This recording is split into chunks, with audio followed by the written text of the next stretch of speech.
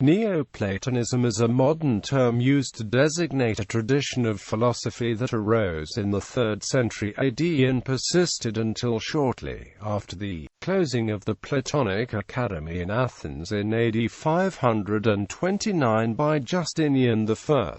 Neoplatonists were heavily influenced by Plato, but also by the Platonic tradition that thrived during the 6 centuries, which separated the first of the Neoplatonists from Plato. In defining the term Neoplatonism, it is difficult to reduce the school of thought to a concise set of ideas that all Neoplatonic philosophers shared in common. The work of Neoplatonic philosophy involved describing the derivation of the whole of reality from a single principle, the One. While the Neoplatonists generally shared some basic assumptions about the nature of reality, there were also considerable differences in the views and approaches, and so it can be difficult to summarize the philosophical content of Neoplatonism briefly. Instead, the most concise definition of Neoplatonism casts it as an historical term. It refers to the dynamic philosophical tradition that Neoplatonism was over the course of its history, to the work of Platanus,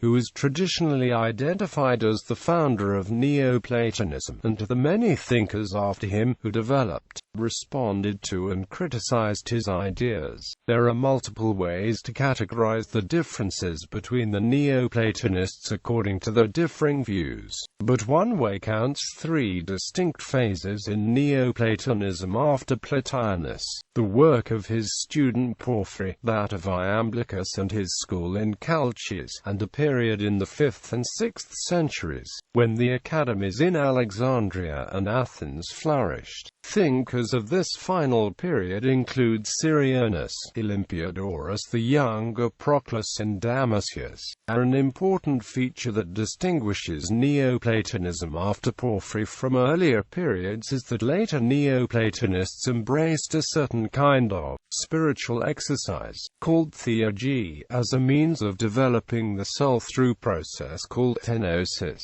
The similarities between Neoplatonism and the Vedanta philosophies of Hinduism have led several authors to suggest an Indian influence in its founding, particularly on Ammonius Saccas, the teacher of Platanus.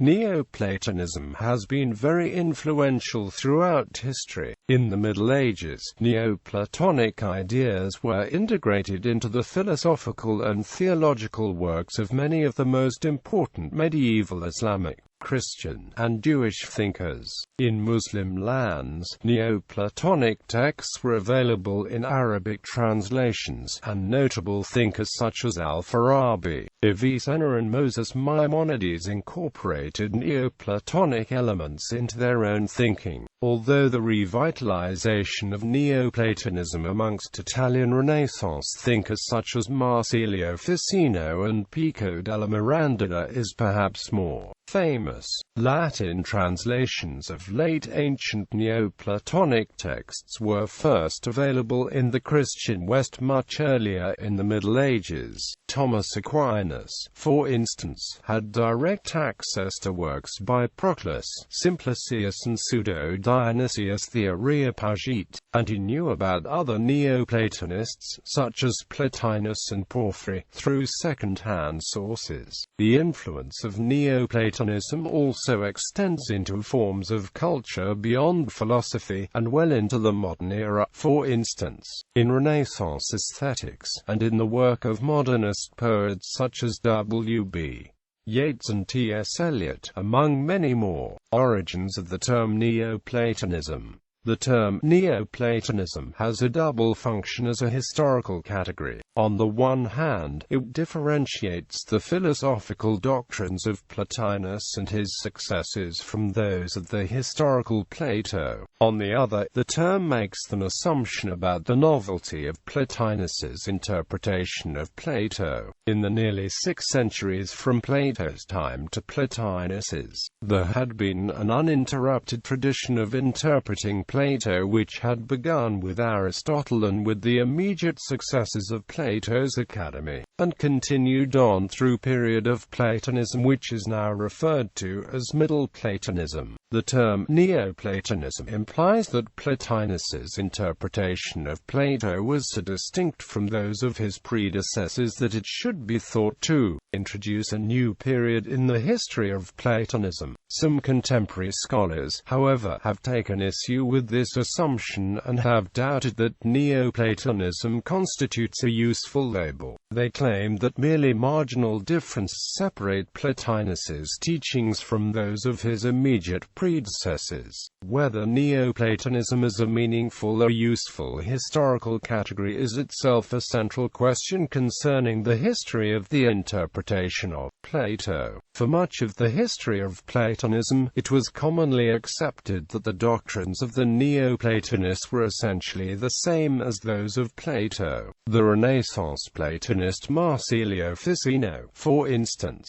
thought that the Neoplatonic interpretation of Plato was an authentic and accurate representation of Plato's philosophy, although it is unclear precisely when scholars began to disassociate the philosophy of the historical Plato from the philosophy of his Neoplatonic interpreters. They had clearly begun to do so at least as early as the first decade of the 19th century. Contemporary scholars often identified the German theologian Friedrich Schleiermacher as an early thinker who took Plato's philosophy to be separate from that of his Neoplatonic interpreters. However, others have argued that the differentiation of Plato from Neoplatonism was the result of a protracted historical development that preceded Schleiermacher's scholarly work on Plato. Origins. See also Plato's unwritten doctrines. The most important forerunners of Neoplatonism are the Middle Platonists, such as Plutarch, and the Neo-Pythagoreans, especially Numenes of Apamea. Philo, a forerunner of Neoplatonism, translated Judaism into terms of Stoic, Platonic and Neo-Pythagorean elements, and held that God is supra-rational, and can be reached only through ecstasy. And Philo held that the oracles of God supply the material of moral and religious knowledge. The earliest Christian philosophers, such as Justin and Athenagoras, who attempted to connect Christianity with Platonism, and the Christian Gnostics of Alexandria, especially Valentinus and the followers of Basilides, also mirrored elements of Neoplatonism, albeit without its rigorous self-consistency teachings.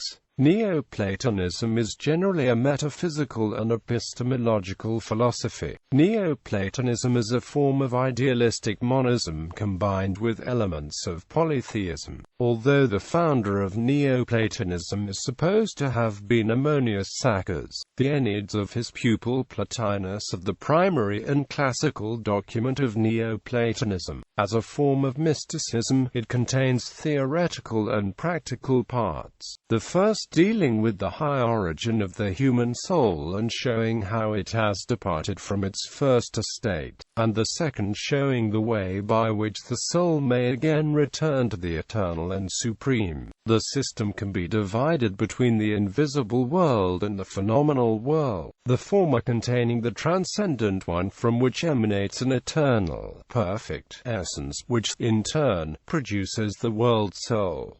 The one of the characteristic features of Plotinus's system, which was also taken up by subsequent Neoplatonists, is the doctrine of the one beyond being. For Plotinus, the first principle of reality is an utterly simple, ineffable, unknowable subsistence which is both the creative source and the teleological end of all existing things. Although, properly speaking, there is no name appropriate for the first principle, the most adequate names are the One or the Good. The One is so simple that it cannot even be said to exist or to be a being. Rather, the creative principle of all things is beyond being, a notion which is derived from Book V of the Republic, when, in the course of his famous analogy of the sun, Plato says that the good is beyond being in power and dignity. In Plotinus's model of reality, the one is the cause of the rest of reality, which takes the form of two subsequent hypostases, nous and soul. Although Neoplatonists after Plotinus adhered to his cosmological scheme in its most general outline, later developments in the tradition also departed substantively from Plotinus's teachings in regards to significant philosophical issues,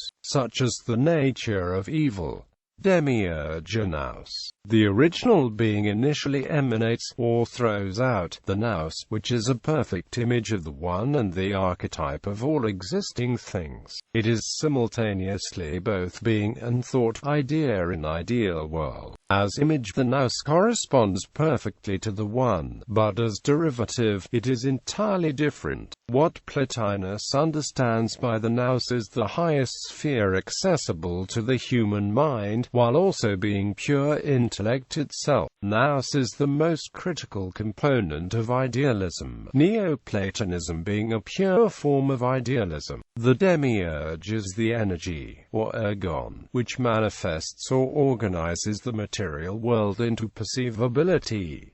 The world soul, the image and product of the motionless nous, is the world soul, which, according to Plotinus, is immaterial like the nous. Its relation to the nous is the same as that of the nous to the One. It stands between the nous and the phenomenal world, and it is permeated and illuminated by the former, but it is also in contact with the latter. The nous spirit is indivisible. The world soul may preserve its unity and remain in the nous, but, at the same time, it has the power of uniting with the corporeal world and thus being disintegrated. It therefore occupies an intermediate position. As a single world soul, it belongs in essence and destination to the intelligible world, but it also embraces innumerable individual souls, and these can either allow themselves to be informed by the nous, or turn aside from the nous and choose the phenomenal world and lose themselves in the realm of the senses and the finite. The phenomenal world, the soul, as a moving essence, generates the corporeal or phenomenal world. This world ought to be so pervaded by the soul that its various parts should remain in perfect harmony. Plotinus is no dualist in the same sense as sects like the Gnostics. In contrast, he admires the beauty and splendor of the world. So long as idea governs matter, or the soul governs the body, the world is fair and good. It is an image, though a shadowy image, of the upper world, and the degrees of better and worse in it are essential to the harmony of the whole. But, in the actual phenomenal world, unity and harmony are replaced by strife or discord. The result is a conflict, a becoming and vanishing, an elusive existence. And the reason for this state of things is that bodies rest on a substratum of matter. Matter is the indeterminate, that with no qualities.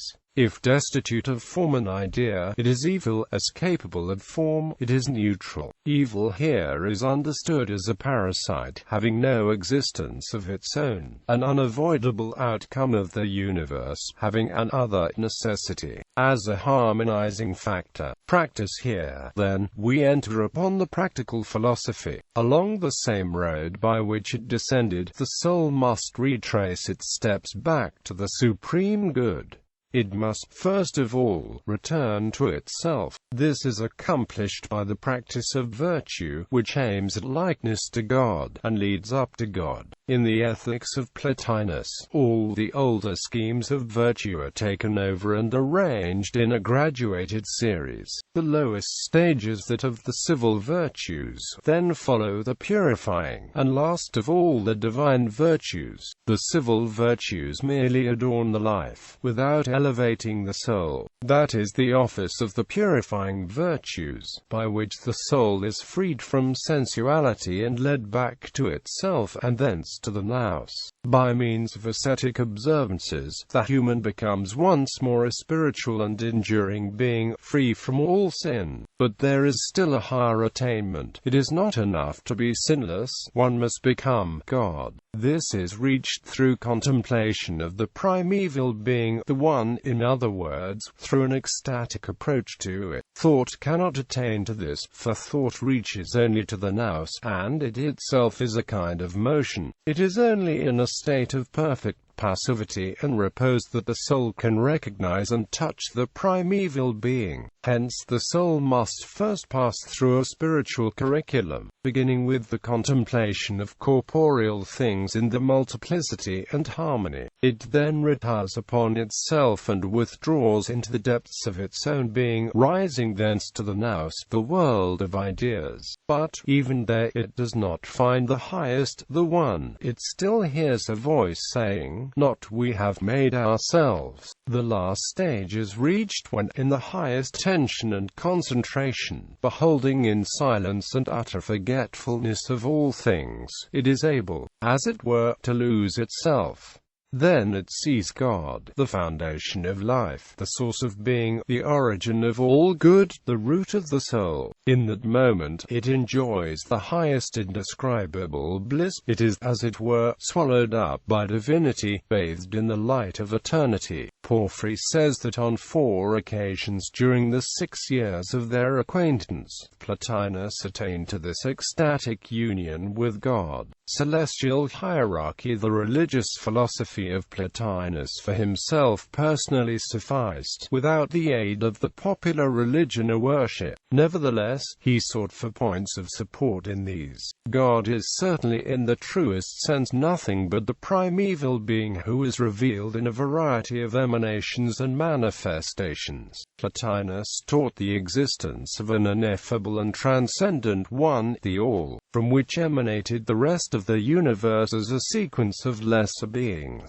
Later Neoplatonic philosophers, especially Iamblichus, added hundreds of intermediate beings such as gods, angels, demons, and other beings as mediators between the One and humanity. The Neoplatonist gods are omniperfect beings and do not display the usual amoral behavior associated with the representations in the myths. The one God, the good, transcendent and ineffable. The hypercosmic gods, those that make essence, life, and soul. The demiurge, the creator. The cosmic gods, those who make being, nature, and matter, including the gods known to us from classical religion. Salvation. Neoplatonists believed human perfection and happiness were attainable in this world, without awaiting an afterlife. Perfection and happiness, seen as synonymous, could be achieved through a philosophical contemplation. They did not believe in an independent existence of evil. They compared it to darkness, which does not exist in itself but only as the absence of light.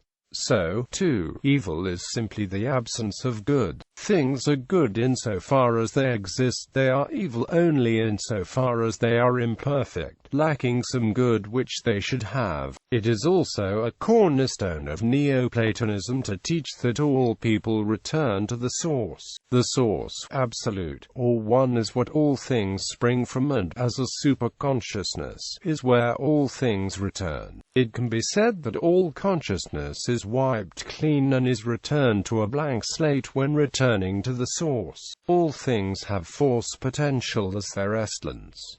This dynamis begets energy. The Neoplatonists believed in the pre-existence and immortality of the soul. The human soul consists of a lower or irrational soul and a higher rational soul, both of which can be regarded as different powers of the one soul. It was widely held that the soul possesses a vehicle, accounting for the human soul's immortality and allowing for its return to the one after death. After bodily death, the soul takes up a level in the afterlife corresponding with the level at which it lived during its earthly life. The Neoplatonists believed in the principle of reincarnation. Although the most pure and holy souls would dwell in the highest regions, the impure soul would undergo a purification before descending again, to be reincarnated into a new body, perhaps into animal form. Plotinus believed that a soul may be reincarnated into another human or even a different sort of animal. However, Porphyry maintained, instead, that human souls were only reincarnated into other humans.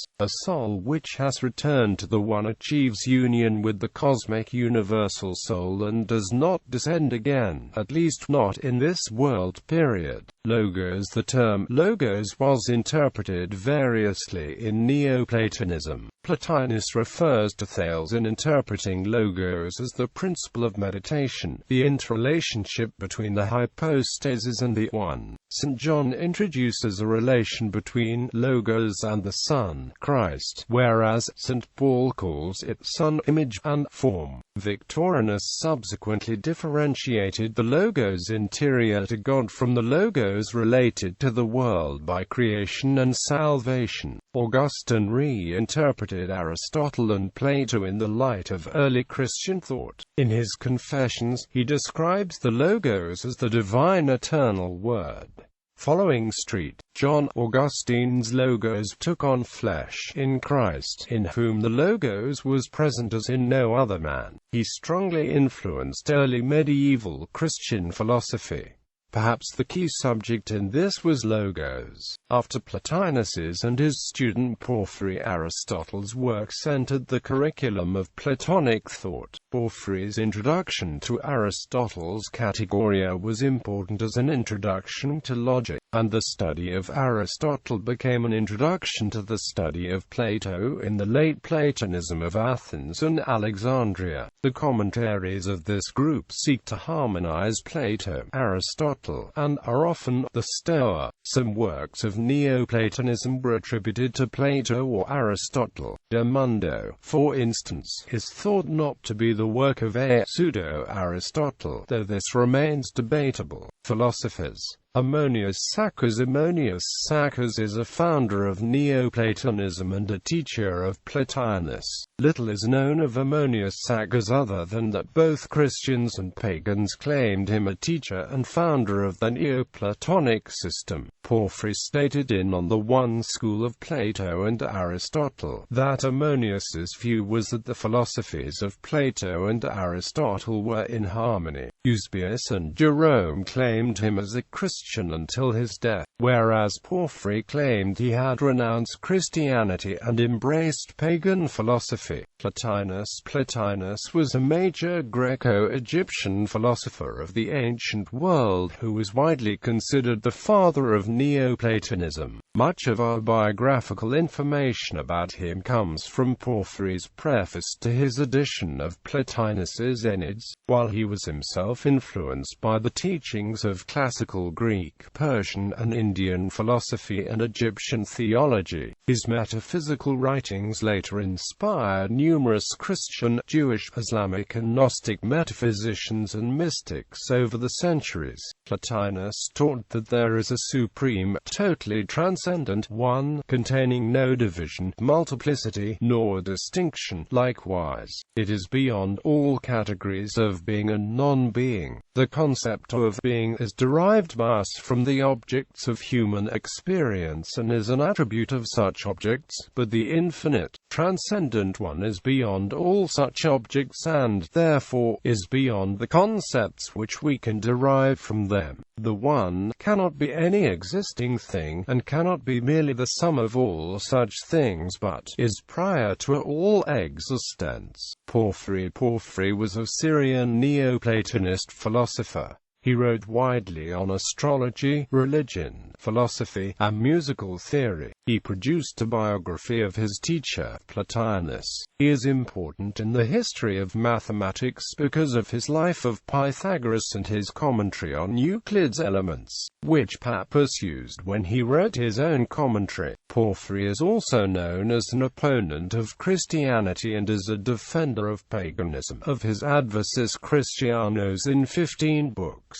only fragments remain. He famously said, "The gods have proclaimed Christ to have been most pious, but the Christians are a confused and vicious sect." Iamblichus, also known as Iamblichus Chalcidensis, was a Syrian Neoplatonist philosopher who determined the direction taken by later Neoplatonic philosophy and perhaps by Western philosophical religions themselves.